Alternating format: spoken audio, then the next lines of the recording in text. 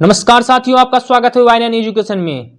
साथियों, आज का ये 5वां प्रैक्टिस सेट है एसएससी जीडी के लिए और सभी क्वेश्चन इंपॉर्टेंट है जो कि पिछले प्रश्न पत्र में आए हुए क्वेश्चन हैं। तो दोस्तों इनको ध्यान से पढ़िएगा और सभी क्वेश्चन नोट कर लीजिएगा। तो दोस्तों शुरू करने से पहले वीडियो को चैनल को सब्सक्राइब कर लीजिएगा और वीडियो अच्छा लगे तो वीडियो को लाइक और शेयर जरूर कीजिएगा। तो दोस्तों शुरू करते हैं आज का सेशन। पहला क्वेश्चन है, दस्तान-ए-अमीर हमजा का चित्रांकन किसके द्वारा किया गया? क्या दोस्तों, दस्तान-ए-अमीर हमजा का चित्रांकन किसके द्वारा किया गया? आपके ऑप्शन है ए Abdul सम्मद, B Mansoor, C Mir Syed Ali, D Abul Hasan.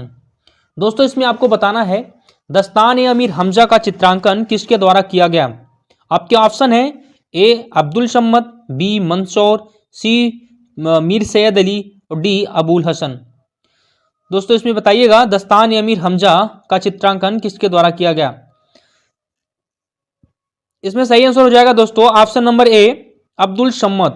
Option number A Abdul Samad इसका सही आंसर हो जाएगा। दस्तान-ए-अमीर हमजा का चित्रांकन अब्दुल सम्मद ने किया था। आगे बढ़ते हैं दोस्तों क्वेश्चन नंबर 2 की तरफ। क्वेश्चन नंबर 2 है दोस्तों, प्रशासनिक अव्यवस्था यानी कुशासन के आधार पर डलहौजी ने किस राज्य को ब्रिटिश साम्राज्य में मिलाया था? क्या दोस्तों, डलहौजी ने किस राज्य को ब्रिटिश साम्राज्य में मिलाया था? तो आपके ऑप्शन है, ऑप्शन नंबर ए है अवध, ऑप्शन नंबर बी है ओडिशा, ऑप्शन नंबर सी है बर्मा, ऑप्शन नंबर डी है संयुक्त प्रांत। तो दोस्तों इसमें आपको बताना है प्रशासनिक व्यवस्था कुशासन के लिए जो डलहौजी की नीति थी, हड़प नीति, उसके आधार पर किसने कौन सा राज्य था जिसको ब्रिटिश साम्राज्य में वो मिला लिया था इसके तहत? तो आपके ऑप्शन है ए अवध, बी ओडिशा, सी वर्मा, डी संयुक्त प्रांत। तो इसमें आपको बताना सही आंसर क्या हो जाएगा। तो इसमें सही आंसर क्या हो जाएगा ऑप्शन नंबर ए ऑप्शन नंबर ए अवध इसका सही आंसर हो जाएगा। अवध को डलहौजी ने कुशासन यानी हड़प नीति के आधार पर ब्रिटिश साम्राज्य में मिला लिया था। आगे बढ़ते हैं क्वेश्चन नंबर 3 की तरफ। क्वेश्चन नंबर 3 है दोस्तों, इनमें से किस व्यक्ति ने सर्वप्रथम स्वराज शब्द का प्रयोग किया और हिंदी को राष्ट्रभाषा माना? तो साथियों इसमें बताना है वह कौन सा व्यक्ति था जिसने सर्वप्रथम स्वराज शब्द का प्रयोग किया था और उसने हिंदी को राष्ट्रभाषा माना था। तो आपका ऑप्शन हो गया, ऑप्शन नंबर ए है Raja Rammohan Roy, option number B है Swami Dayanand Saraswati, option number C है स्वामी विवेकानंद और ऑप्शन नंबर डी है बाल गंगाधर तिलक। साथियों इसमें बताना है आपको वह कौन से व्यक्ति थे जिन्होंने सर्वप्रथम स्वराज शब्द की उत्पत्ति की, उन्होंने स्वराज शब्द का प्रयोग किया और उन्होंने सर्वप्रथम हिंदी को राष्ट्रभाषा के रूप में भी माना। तो इसका सही आंसर क्या हो जाएगा साथियों? सही answer option number B Swami Dayanand Saraswati. Option number B Swami Dayanand Saraswati ने सर्वप्रथम स्वराज शब्द का प्रयोग किया था और उन्होंने ही हिंदी को राष्ट्रभाषा के रूप में माना था। आगे बढ़ते हैं साथियों क्वेश्चन नंबर 4 की तरफ। क्वेश्चन नंबर 4 है, भारत में सिविल सेवाओं का सूत्रपात किसने किया? भारत में सिविल सेवाओं का सूत्रपात किसने किया? आपके ऑप्शन है A Lord Dalhousie, B Lord Curzon, C Lord Wellesley और डी लॉर्ड कॉर्नवालिस। साथियों इसमें आपको बताना है सिविल सेवाओं का सूत्रपात किसने किया, यानी सिविल सेवाओं को भारत में लाने का श्रेय किसे जाता है? आपके option Lord Dalhousie, Lord Curzon, Lord Wellesley और लॉर्ड कॉर्नवालिस। साथियों इसमें आपको बताना सही आंसर क्या हो जाएगा। तो इसमें सही आंसर क्या हो जाएगा option number D Lord Cornwallis है जो भारत में सिविल सेवाओं का सूत्रपात या इसके जनक माने जाते हैं। आगे बढ़ते हैं साथियों क्वेश्चन नंबर 5 की तरफ। क्वेश्चन नंबर 5 क्या कह रहा, निम्नलिखित में से कौन सा मूल अधिकार विदेशी नागरिकों को प्राप्त नहीं है? कौन सा मूल अधिकार विदेशी नागरिकों को प्राप्त नहीं है? आपके ऑप्शन है ए विधि के समझ समानता का अधिकार, बी अभिव्यक्ति की स्वतंत्रता का अधिकार, सी प्राण व दैहिक स्वतंत्रता का अधिकार और डी शोषण के विरुद्ध अधिकार। साथियों इसमें आपको बताना है सही आंसर क्या हो जाएगा। तो साथियों इसमें सही आंसर क्या हो जाएगा आपका ऑप्शन नंबर 5 का ऑप्शन नंबर क्या हो जाएगा दोस्तों? 5 नंबर का ऑप्शन नंबर बी अभिव्यक्ति की स्वतंत्रता का अधिकार जो अनुच्छेद 19 में है। अनुच्छेद 19 अभिव्यक्ति की स्वतंत्रता का अधिकार विदेशी नागरिकों को नहीं प्राप्त है, बाकी सभी प्राप्त हैं। क्वेश्चन नंबर 6 देखते हैं दोस्तों। क्वेश्चन नंबर 6 क्या कह रहा है, संविधान की व्याख्या करने का अंतिम अधिकार किसे प्राप्त है? संविधान की व्याख्या करने का अंतिम अधिकार किसे प्राप्त है? तो आपके ऑप्शन है ए लोकसभा अध्यक्ष, ऑप्शन नंबर बी राष्ट्रपति, option number C attorney general of India और ऑप्शन नंबर डी सर्वोच्च न्यायालय। साथियों इसमें आपको बताना है संविधान की व्याख्या करने का अंतिम अधिकार किसे प्राप्त है। तो आपका इसमें सही आंसर क्या हो जाएगा साथियों, option number D, option number D सर्वोच्च न्यायालय। सर्वोच्च न्यायालय संविधान की व्याख्या करने का अंतिम अधिकार रखता है। तो आगे बढ़ते हैं दोस्तों क्वेश्चन नंबर 7 की तरफ। दोस्तों वीडियो अच्छा लगा तो वीडियो को लाइक और शेयर जरूर करें और चैनल को सब्सक्राइब कर लें। बहुत ही महत्वपूर्ण क्वेश्चन है दोस्तों, बहुत ही अच्छे क्वेश्चन लाए हैं जो कि पिछले एग्जाम एसएससी ने जो क्वेश्चन में जो भी एग्जाम कंडक्ट कराया है उसके आधार पर ही ये सभी क्वेश्चन हैं। तो आप इनको ध्यान से पढ़िएगा और नोट कर लीजिएगा। तो क्वेश्चन नंबर 7 देखते हैं साथियों। क्वेश्चन नंबर 7 क्या है, निम्नलिखित में से कौन सा संविधान संशोधन का अधिनियम गुड्स एवं सर्विस टैक्स जीएसटी, क्या दोस्तों जीएसटी का प्रावधान करता है। दोस्तों इसमें आपको बताना है जीएसटी का प्रावधान कौन सा संशोधन अधिनियम करता है, मतलब कि किस संविधान संशोधन के तहत जीएसटी को भारतीय संविधान में जोड़ा गया। तो आपके ऑप्शन है, ऑप्शन नंबर ए है 98वां संविधान संशोधन अधिनियम 2012 और ऑप्शन नंबर बी है आपका 99वां संविधान संशोधन अधिनियम और ऑप्शन नंबर सी है आपका 100वां संविधान संशोधन अधिनियम 2015 और ऑप्शन नंबर डी है दोस्तों 101वां संविधान संशोधन अधिनियम 2016। साथियों इसमें आपको बताना है सही आंसर क्या हो जाएगा। जीएसटी को संविधान के किस संशोधन द्वारा भारत के संविधान में सम्मिलित किया गया था। तो आपका सही आंसर क्या हो जाएगा साथियों, option number D, option number D 101वां संविधान संशोधन, 101वां संविधान संशोधन 2016, जो कि 2016 में 101वां संविधान संशोधन हुआ। इसके तहत जीएसटी को भारतीय संविधान में सम्मिलित किया गया। आगे बढ़ते हैं दोस्तों क्वेश्चन नंबर 8 की तरफ। क्वेश्चन नंबर 8 क्या कह रहा है, क्वेश्चन नंबर 8 है दोस्तों भारत सरकार ने नोटबंदी की घोषणा कब की। तो दोस्तों इसमें साथियों हमको बताना है इसमें भारत सरकार ने नोटबंदी की घोषणा कब की। ये दोस्तों एसएससी ने 2016 में पूछा था। तो साथियों इसको ध्यान से देख लीजिएगा, भारत सरकार ने नोटबंदी की घोषणा कब किया था। तो आपका ऑप्शन है ए 21 दिसंबर 2016, ऑप्शन नंबर बी है 15 अक्टूबर 2017, ऑप्शन नंबर सी है 8 नवंबर 2016, ऑप्शन नंबर डी है 8 सितंबर 2017। साथ ही इसमें बताना आपको सही आंसर क्या हो जाएगा। तो इसमें सही आंसर क्या हो जाएगा दोस्तों, option number C, option number C 8 नवंबर 2016 को भारत सरकार ने नोटबंदी की घोषणा किया था, नोटबंदी की घोषणा किया था। आगे बढ़ते हैं दोस्तों क्वेश्चन नंबर 9 की तरफ। क्वेश्चन नंबर 9 क्या कह रहा है साथियों, क्वेश्चन नंबर 9 क्या कह रहा है, निम्नलिखित में से कौन सा बैंक मुख्यतः लघु उद्योग के संबंध में कार्य करता है। दोस्तों वो कौन सा, ये पूछ रहा है कौन सा वह बैंक है जो लघु बैंकों को संचालित करता है। आपके ऑप्शन दोस्तों इसमें है, पहला है सिडबी, दूसरा है आरडीबीआई, तीसरा है आईसीआईसीआई और चौथा है नाबार्ड।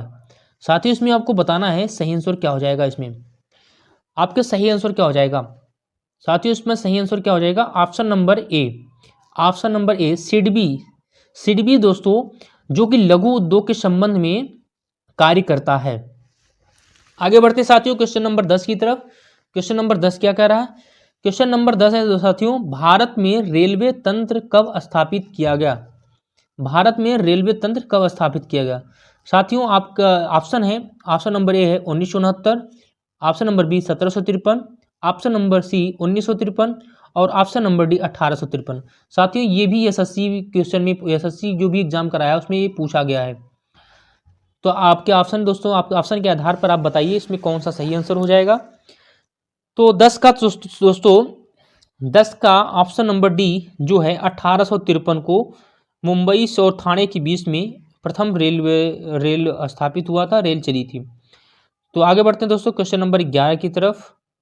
साथियों क्वेश्चन नंबर 11 क्या कह रहा है, अंतरिक्ष में कुल कितने तारामंडल हैं। अंतरिक्ष में कुल कितने तारामंडल है। ये दोस्तों ये भी एसएससी ने पूछा है अपने एग्जाम में, अंतरिक्ष में कुल कितने तारामंडल हैं। आपके ऑप्शन है दोस्तों ए 87, आपके ऑप्शन नंबर बी है 88, ऑप्शन नंबर सी है 89, ऑप्शन नंबर डी है 90। साथियों इसमें आपको बताना है सही आंसर क्या हो जाएगा। सही आंसर दोस्तों ऑप्शन नंबर सी 89 तारामंडल अंतरिक्ष में विद्यमान है। आगे बढ़ते हैं साथियों क्वेश्चन नंबर 12 की तरफ। क्वेश्चन नंबर 12 क्या कहता है, क्वेश्चन नंबर 12 है दोस्तों, उर्सा मेजर अथवा बिग बियर, उर्सा मेजर या बिग बियर किसका प्रकार है? साथियों उर्सा मेजर या बिग बियर किसका प्रकार है? तो आपके ऑप्शन है साथियों, ए तारा, बी नक्षत्र, सी ग्रह, डी उपग्रह। इसमें से आपको बताना है उर्सा मेजर या बिग बियर, बिग बियर। साथियों इसमें आपको बताना है सही आंसर क्या हो जाएगा। तो इसमें सही आंसर हो जाएगा ऑप्शन नंबर बी, नक्षत्र मंडल, नक्षत्र मंडल। साथियों नक्षत्र मंडल जो है वो हम उर्सा मेजर अथवा बिग बियर का एक प्रकार है। क्या उर्सा मेजर या बिग बियर का एक प्रकार ही नक्षत्र मंडल है। आगे बढ़ते साथियों क्वेश्चन नंबर 13 की तरफ। क्वेश्चन नंबर 13 क्या कहता है? क्वेश्चन 13 कह रहा है सारगैसो सागर अवस्थित है। दोस्तों सारगैसो सागर कहाँ अवस्थित है? कहाँ अवस्थित है सारगैसो? आपके ऑप्शन है, ऑप्शन नंबर ए है प्रशांत महासागर, ऑप्शन नंबर बी है उत्तरी अटलांटिक महासागर, ऑप्शन नंबर सी है दक्षिणी अटलांटिक महासागर में, और ऑप्शन नंबर डी है हिंद महासागर में। साथ ही आपको सही आंसर बताना है, इसमें से कौन सा सही आंसर हो जाएगा आपका। सारगैसो सागर जो है वो कहाँ पर अवस्थित है? तो दोस्तों सही आंसर क्या हो जाएगा आपका? Option number B, option number B उत्तरी अटलांटिक महासागर के सारगैसो सागर अवस्थित है। क्या साथियों? उत्तरी अटलांटिक महासागर में, उत्तरी अटलांटिक महासागर में सारगैसो सागर अवस्थित है। आगे बढ़ते हैं दोस्तों क्वेश्चन नंबर 14 की तरफ। क्वेश्चन नंबर 14 क्या कहता है? निम्न देशों में कौन सा स्थल रुद्ध है? निम्न देशों में कौन सा एक स्थल रुद्ध है? ऑप्शन है एक बोलिविया, ऑप्शन नंबर बी है पेरू, ऑप्शन नंबर सी है सूरीनाम, ऑप्शन नंबर डी है उरुग्वे। साथियों इसमें आपको बताना है option number A Bolivia, option number B Peru, option number C Suriname, option number D Uruguay. इसमें से आपको बताना है स्थल रुद्ध देश कौन सा है। साथियों स्थल रुद्ध देश का मतलब है उस चारों तरफ स्थल से घिरा है, उसमें कहीं समुद्र की कोई भी वो नहीं है, महासागर कोई किसी से कुछ घिरा नहीं है ना, वहाँ पे नदियाँ हैं। तो साथियों इसमें सही आंसर क्या हो जाएगा आपका? कौन सा देश स्थल रुद्ध है? तो सही आंसर इसमें कौन सा हो जाएगा आपका 14 का? ऑप्शन नंबर ए, ऑप्शन नंबर ए। इसमें से बोलिविया जो है वो बोलिविया स्थल रुद्ध देश है, यहाँ पर कोई समुद्र नहीं है। तो दोस्तों ये भी पूछा गया दोस्तों, ये यूपीपीएससी ने पूछा है। आगे बढ़ते हैं साथियों क्वेश्चन नंबर 15 की तरफ। क्वेश्चन नंबर 15 क्या कहता है? ऑप्शन नंबर 15, क्वेश्चन नंबर 15 दोस्तों, लक्षद्वीप में कितने द्वीप समूह हैं? क्या साथियों? लक्षद्वीप में कितने द्वीप समूह हैं? आपके ऑप्शन है option number A 17, option number B 27, option number B 36, option number D 47। साथियों इसमें सही आंसर आपको करना है, सही आंसर क्या हो जाएगा आपका 15 का? ऑप्शन नंबर सी 36, 36 द्वीप समूह हैं लक्षद्वीप में। क्या साथियों? 36 द्वीप समूह लक्षद्वीप में सम्मिलित हैं। आगे बढ़ते हैं दोस्तों क्वेश्चन नंबर 16 की तरफ। क्वेश्चन नंबर 16 क्या कहता है? क्वेश्चन नंबर 16 है किस राज्य में राष्ट्रीय उद्यान वैली ऑफ फ्लावर्स स्थित है? राष्ट्रीय उद्यान वैली ऑफ फ्लावर्स मतलब फूलों की घाटी। क्या दोस्तों? फूलों की घाटी कहाँ पर अवस्थित है? साथियों आपके ऑप्शन है, ऑप्शन नंबर ए है उत्तराखंड, ऑप्शन नंबर बी है Jammu Kashmir, option number C है हिमाचल प्रदेश, और ऑप्शन नंबर डी है केरल। इसमें आपको सही आंसर करना साथियों, सही आंसर क्या हो जाएगा? 16 का सही आंसर हो जाएगा ऑप्शन नंबर ए, ऑप्शन नंबर ए उत्तराखंड। उत्तराखंड को फूलों की घाटी कहा जाता है। क्या दोस्तों? उत्तराखंड को फूलों की घाटी या वैली ऑफ फ्लावर्स कहा जाता है। आगे बढ़ते हैं साथियों क्वेश्चन नंबर 17 की तरफ। क्वेश्चन नंबर 17 क्या कह रहा है? क्वेश्चन नंबर 17 दोस्तों, निम्नलिखित में से कौन सा भारतीय लोक नृत्य है? क्या साथियों? लोक नृत्य के बारे में पूछा, इसमें से कौन सा भारतीय लोक नृत्य है?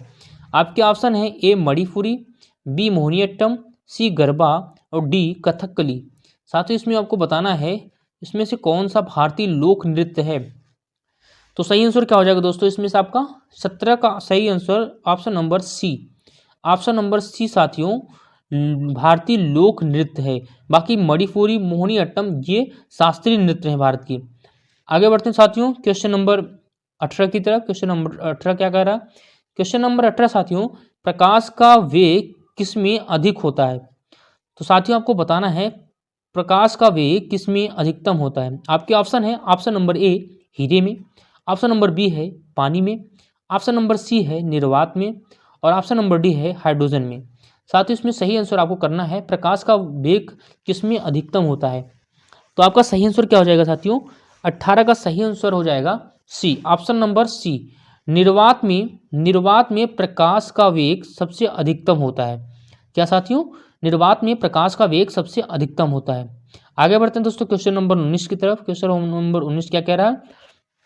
सबसे पहले रेडियो सक्रियता शब्द का प्रयोग किसने किया था? तो साथियों सबसे पहले रेडियो सक्रियता का प्रयोग किसने किया था? आपके ऑप्शन है A Henri Becquerel, option number B है Marie Curie, option number C है रदरफोर्ड और ऑप्शन नंबर डी है ब्रोगली। साथियों इसमें आपको सही आंसर करना है। सही आंसर क्या हो जाएगा? आपको सही आंसर इसमें करना दोस्तों। साथ सही आंसर क्या हो जाएगा इसमें से?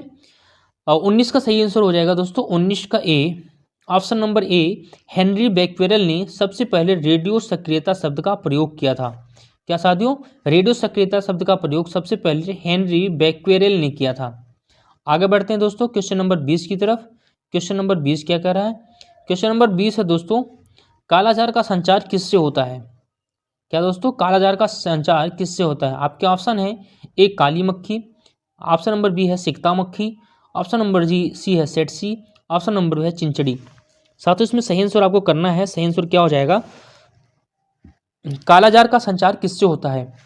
तो साथियों question number option number B सिकता मच्छी, सिकता मक्खी के कारण कालाजार फैलता है। तो साथियों वीडियो कैसा लगा? वीडियो अच्छा लगा तो वीडियो को लाइक और शेयर करें और चैनल को सब्सक्राइब कर लें ताकि दोस्तों हमारा मनोबल बढ़े और मैं आप लोग के लिए और भी ज़्यादा प्रैक्टिस सेट ये मॉक टेस्ट और करा सकूं। दोस्तों अपने दोस्तों में ज़रूर शेयर कर दें ताकि ये हर जगह फैल सके और मैं इससे मेरी मोटिवेशन बढ़ेगा और मैं आप लोग के लिए और भी अच्छी अच्छी वीडियो बना सकूँ। तो दोस्तों आज के लिए बस इतना ही, मिलते हैं अगले वीडियो में। धन्यवाद।